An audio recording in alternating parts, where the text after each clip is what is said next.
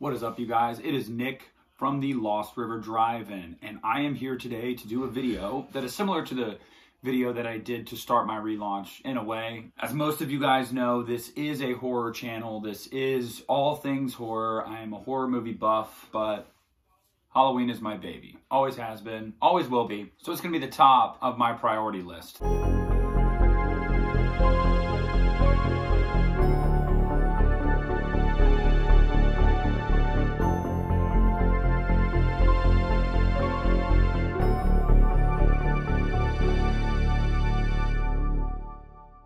This video is going to be my Halloween franchise ranking, starting from my least favorite to my favorite. I am not going to include the producer's cut of Halloween 6 as one of them. I mean, I will let you know if I did, it would be near the bottom of the list because I don't really care about the producer's cut. You guys know that, so I don't really want to get into that.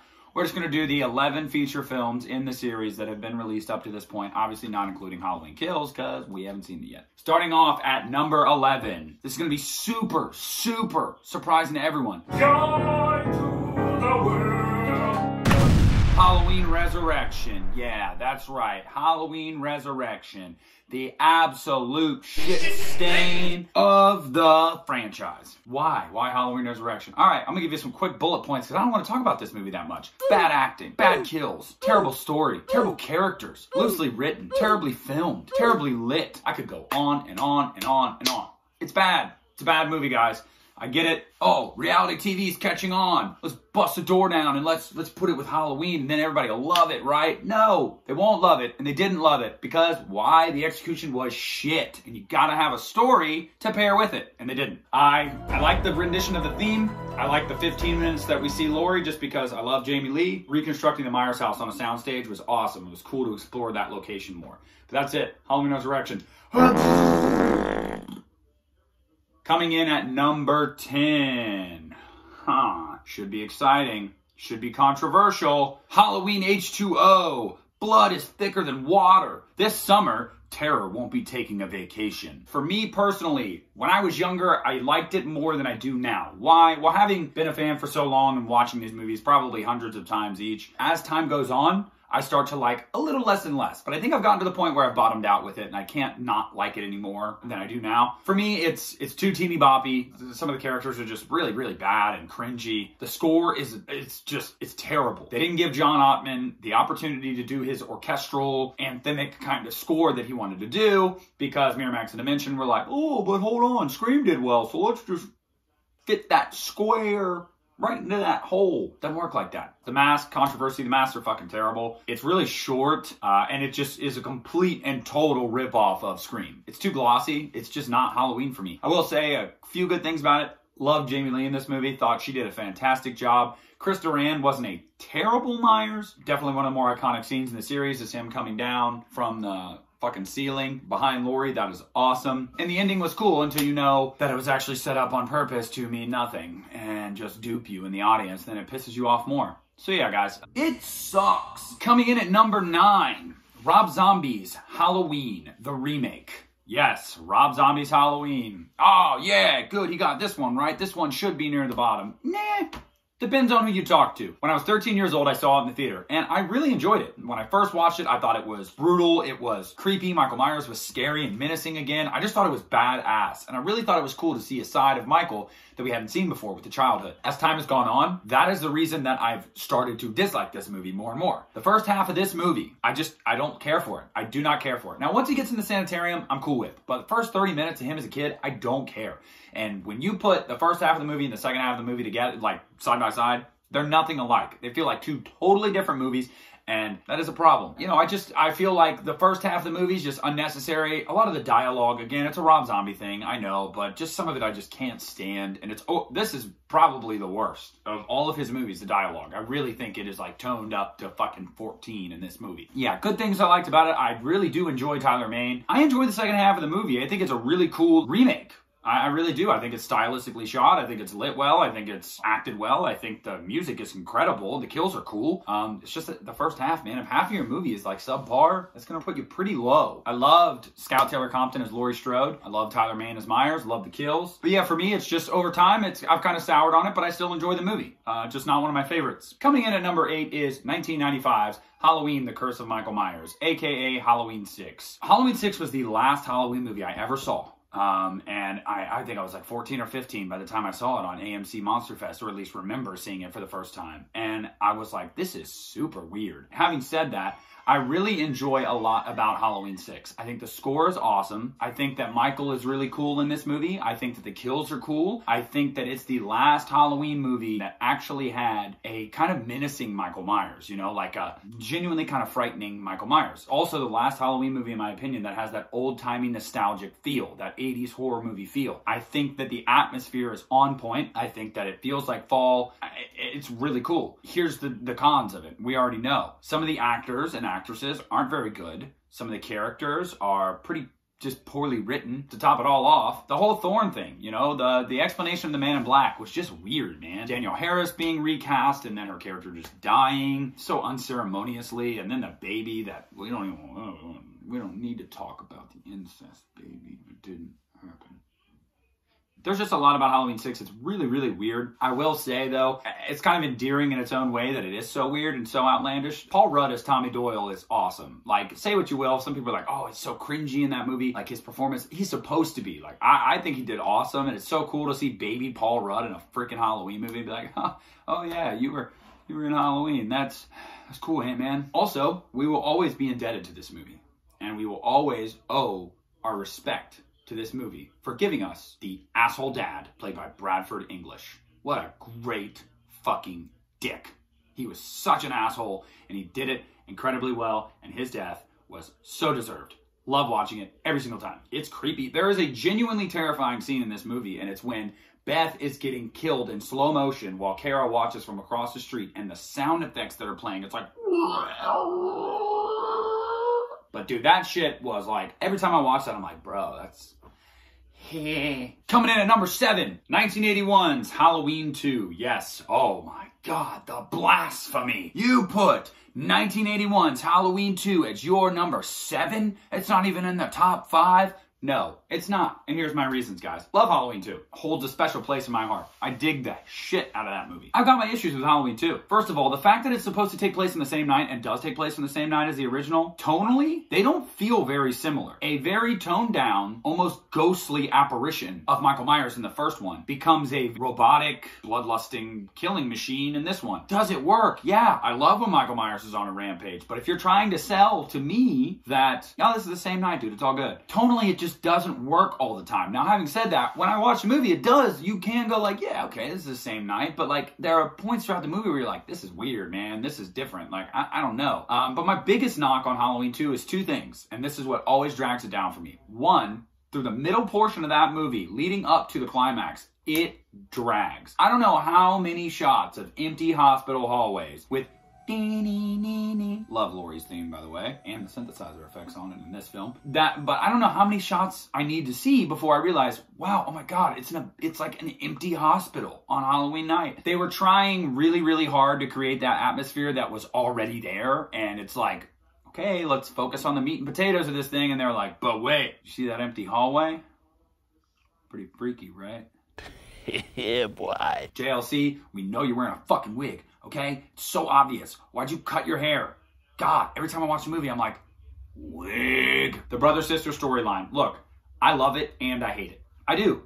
And I think once Halloween 2018 came out, it really makes you reflect on the brother-sister storyline and go like, do I like it more that they're brother and sister or not? And I think I like it more than that they're not. So it's a love-hate relationship with it. But the reason I put it in my cons is because it is such a bombshell to drop and such a stretch to get the audience to believe that Dr. Loomis, who was obsessed with this guy for 15 years, didn't know that. He had no idea. Where was the baby at that night? You know what I mean? Like, there's just a lot, like, it's just really hard to believe. And on top of that, it does kind of take away the mystique of Michael of, no, he's just a soulless killing machine. He just wants to kill you. Yeah, I can watch that timeline and enjoy it. It's totally fine by me. But without it, and you watch it and you're like, I really like that, though. So yeah, that's where I stand. But again, guys, I really do enjoy Halloween 2. This is me nitpicking. I'm nitpicking. I'm about to get real nitpicky, though. You just fucking wait. Coming in at number 6, 1988. Halloween 4, The Return of Michael Myers. Yes, right smack dab in the middle. I know most people probably have it a little bit higher, but usually it's right here. Top 5, right outside your top 5, like it's right there because everybody likes Halloween 4. Halloween 4 is a really cool way to introduce us to Michael Myers and just the franchise as a whole. The daughter of Laurie Strode's storyline, like again, very reliant on the family aspect right from the get-go, but it's in this timeline, so it's fine. Danielle Harris does fantastic as Jamie Lloyd. She was a great child actress. I don't care what anybody says, and that goes for every movie that she was in that I've seen when she was a child. I thought she did a great job in all of them. Donald Pleasance probably turns in his best performance of the series. Love Bo Starr as Sheriff Meeker, and I love Ellie Cornell as Rachel Carruthers. She does a fantastic job. Also, Halloween 4 gave us some of the best comebacks in the entire series with Fuck Off, Wade. You know Wade went home and cried about that, guys. Like, you have no idea what that did to Wade's self-esteem. Like, that hurt Wade in his heart. The burn of the century when Kelly Meeker says, "Besides, I've got a right to do what's best for me." Don't you mean what you do best?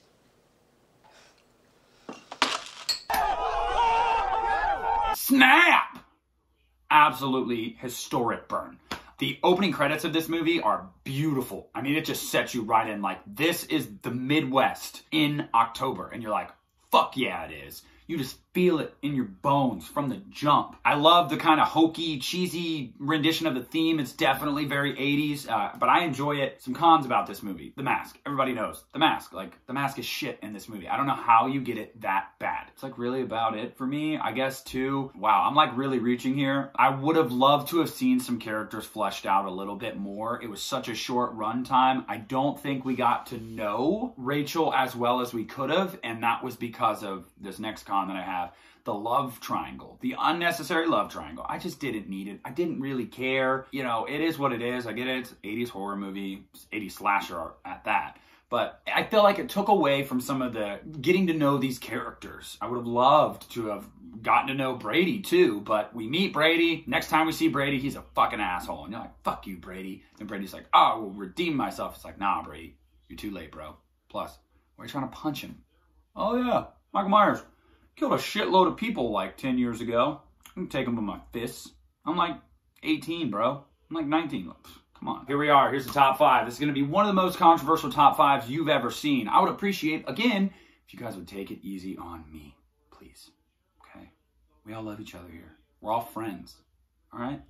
Coming in at number 5 is 2018's Halloween.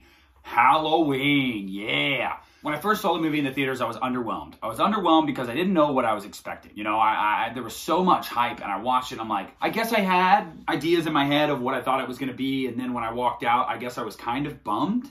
And then I went and saw it again, and I was like, okay. Then I saw it a third time, I was like, okay, yeah, I really like this movie. Halloween 2018 is a great movie, guys. You know, just if we're being literal. It's shot well, it's acted well, and it's scored fantastically. It's probably the best score in the entire series. The kills are awesome. James Jude Courtney, give it up, bro. Absolutely fantastic Michael Myers. Andy Manichak does great as Allison. This Laurie Strode is so damaged and fucked up, and I just loved it. And Jamie Lee nails it. Would have liked to have seen more character development with Judy Greer, though. I feel like we got to know her husband more than we got to know her, and that's because they tried to force a lot of his comedy down our throat throughout the movie. Love it or hate it. For me, I guess the ending was kind of like anticlimactic because it's like, oh no, the building's on fire. Wonder how Michael will survive that. They didn't announce a sequel for a little bit, but like you watch that and you're like, this is so not final. Like, there's no way he's gonna die. Like, come on.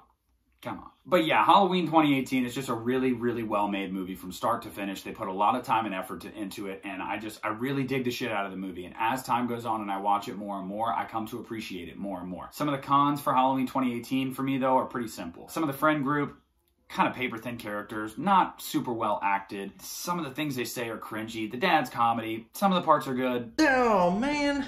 I got peanut butter on my penis. That's not, no, that was stupid as hell. And again, I feel like we didn't get enough Judy Greer. I love Judy Greer as an actress, and I would have loved to get more character development, especially because of the childhood she had growing up with Laurie Strode as her fucking mom. Coming in at number 4. Halloween 3, Season of the Witch. Yes, Halloween 3, Season of the Witch is your number 4 movie? What? The one without Michael Myers? Yes, it is. You want to know why, guys? Because it's fucking awesome. For being objective here for a second, if it did not have Halloween 3 in the title, so many people would appreciate it that don't appreciate it today. And it's solely because they were expecting Michael Myers to be in it, and he's not. It is what it is. It happened. It's there. It's been made. Take it for what it is. As an 80s sci-fi horror movie, I think it hits every part that you need an 80s sci-fi horror movie to hit. It is just, from start to finish, it is so fun. Dan O'Herlihy as Connell Cochran is a great villain. The mustache, Tom Atkins, the stash. He's great. Stacey Nelkin, she's great. I love the acting. I love the setting. That little town, Santa Mira, as they call it. It's in Northern California, actually, and I can't wait to, it's not called Santa Mira, but I can't wait to visit it myself. It's such a cool little town. The isolation, the control this man has over all these kids, and his plot is so, like, macabre. It's just, it's awesome. The soundtrack, come on, dude. Cherries and Pumpkins is a fucking masterpiece. It's just a super well done movie for its time. Love Halloween 3. Can't get enough of it. Some cons I have about Halloween 3. It's really only one thing. The ambiguity of, not the very end, but right before that, with Ellie. How long was she a cyborg? Or was she a cyborg the whole time? And brought him there to kill him because he knew something because of the guy that found him at the hospital at the beginning of the movie. Or did it happen when she was captured? And then if it happened when she was captured, where is she? Did they kill her? Did they put her somewhere and hold her? Like, we don't know. I just would have loved some answers to that. Coming in at number 3, the most controversial top 3 of all time. Halloween 5, The Revenge of Michael Myers. Yes, Halloween 5, The Revenge of Michael Myers. I've been over this a million times with you guys. Halloween 5 was the first Halloween movie I ever saw. Saw that bitch on AMC Monster Fest when I was a kid. Loved it. The laundry chute sequence scared the shit out of me as a kid. And so did the whole, like, sequence in the barn. It's just so creepy and, like, well lit and everything. I remember that was just like, nah, that whole thing was just weird for me. I don't know. When I was a kid, it creeped me out. I get all the flaws of Halloween 5. I can look at them, and I agree with them. The clown cops are annoying as shit. They should have never been included. And if they're going to be included, why would you do that music? It is so annoying. I get it.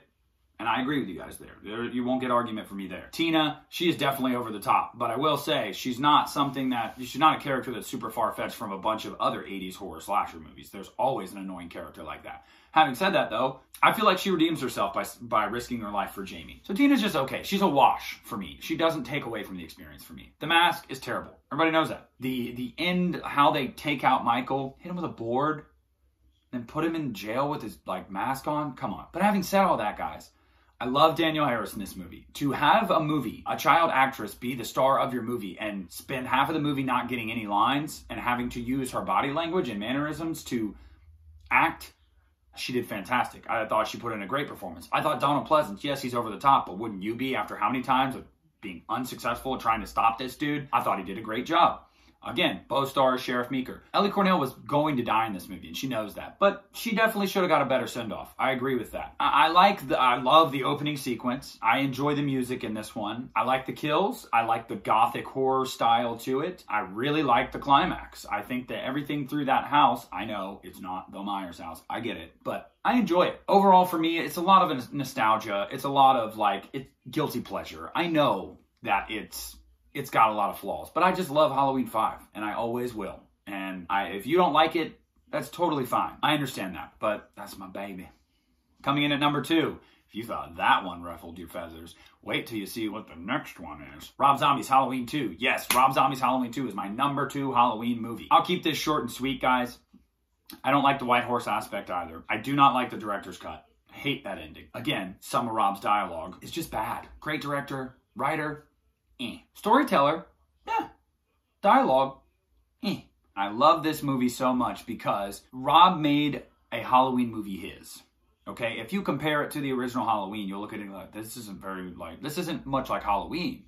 No, it is Rob Zombie's Halloween. It is taking a known entity and a known entity, a director, and saying, what would you get if you took this guy and put him in his world? He does awesome with that. Knowing Rob Zombie's style, knowing what Rob Zombie does, he nails it.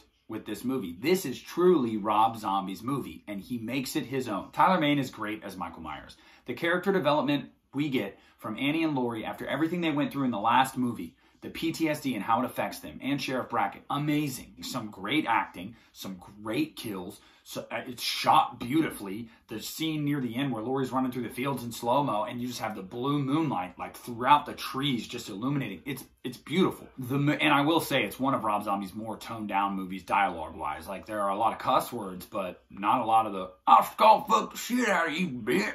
There's not really any of that. I just love the movie. I appreciate it if you guys don't. You know, I understand it's very, very different, but for me, this is truly Rob Zombie's Halloween. He took it, he ran with it, and I thought he did a great job. And he made a movie that I love and that I can respect for what it is. And like I said, though, the director's cut ending is terrible.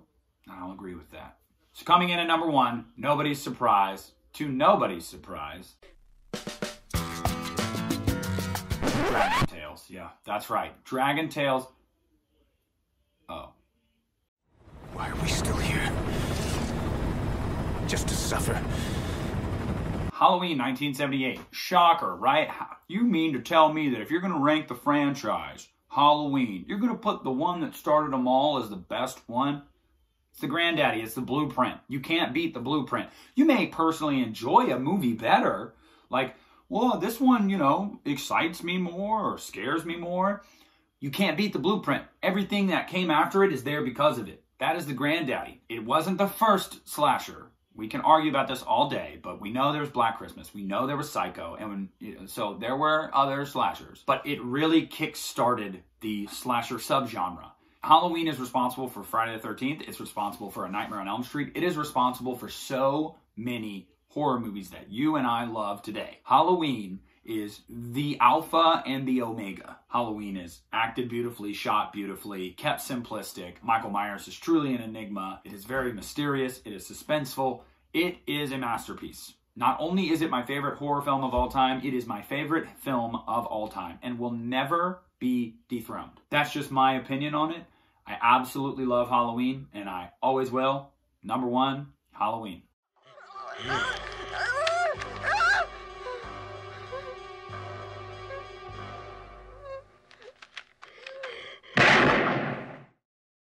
So that's it, guys. That is my ranking of the Halloween franchise. How controversial. How dumb is that guy, right?